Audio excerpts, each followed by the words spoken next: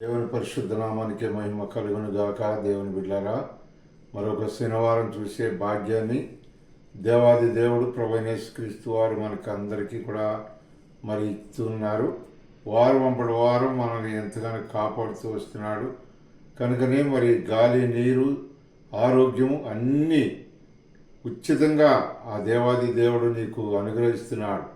కనుకనే దేవుని యొక్క పిల్లలమైన మనం ప్రతి ఒక్కరు కూడా దేవుని చేత మనం ఈ లోకంలో పుట్టిన వారమే. అయితే ఇక్కడ బైబిల్ గ్రంథంలో ప్రకటన గ్రంథం చదవండి, 2వ అధ్యాయము 21వ వచనంలో ఈ విధంగా రాయబడుతూ ఉంది. మారు మనసు పొందుటకు నేను దానికి సమయము ఇచ్చి తిని కానీ అది తన జారత్వమును విడిచిపెట్టి మారు మనసు పొందనొల్లదు. చూడండి, ఇక్కడ ఈ లోకమును మనము విడిచిపెట్టినప్పుడు, ఈ లోకంలో నుండి మనము చనిపోయినప్పుడు మరొక లోకం ఉందన్న సంగతి నీకు తెలీదు. ఆ లోకం ఏంటంటే పరలోకం.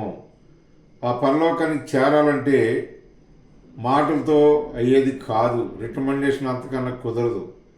కనుకనే దేవాది దేవుడు అంటున్నాడు, మారు మనసు పొందు అంటున్నాడు. మారు మనసు పొందపోతే ఈ లోకంలో నీకెంత సమయం వ్యర్థంగా వాడుకుంటున్నావో అంత సమయం కూడా మరి దేవాది దేవుడు లెక్క చెప్పాలేను. మారు మనసు పొందకపోతే పరలోకాన్ని పోగొట్టుకుంటావు, దేవుని చూసే భాగ్యాన్ని పోగొట్టుకుంటావు, దేవుని రాజ్యాన్ని పోగొట్టుకుంటావు. ఆ రాజ్యం ఎవరిదంటే పరిశుద్ధులదు, రక్షింపబడిన వారు, దేవుని నమ్మిన వారు, దేవుని తెలుసుకున్నవారు దేవుని రాజ్యానికి వారసులు అవుతారు. కానీ ఎవరంటే వాళ్ళు వెళ్ళటానికి లేదు. ప్రియులారా, దేవుడిచ్చిన సమయాన్ని ఉపయోగించుకోండి, మారు మనసు పొందండి. దేవుడు నిన్ను రక్షించును గాక. ఆమేన్.